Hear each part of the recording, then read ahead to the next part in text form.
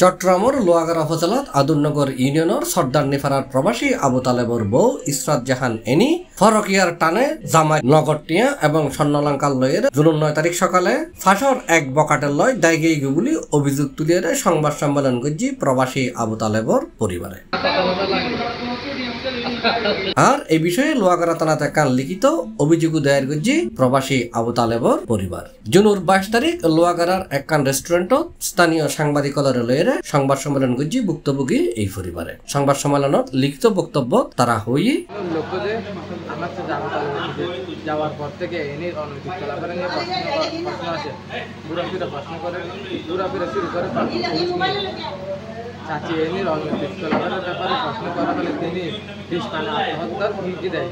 চাচি অনৈতিক কর্মকাণ্ডের ব্যাপারে চাচি এনির মা ও বাবাকে অবহিত করা হয়। ফলে চাচি এনির মা ও বাবা তাদের মেয়ে জীবনদাসে কোনো কর্মকাণ্ডে ও সামাজিক বা অর্থনৈতিক কাজে লিপ্ত হয়। সংবাদ সম্মেলনত লিখিত বক্তব্য পাঠ করছি আবু তালেবর পরিবারের সদস্য।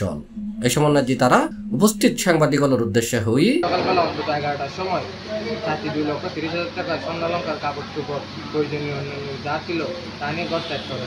এই সময় আমার বিদ্যুৎ আদি ঘরের বাইরে ছিলেন। C+ চট্টগ্রাম।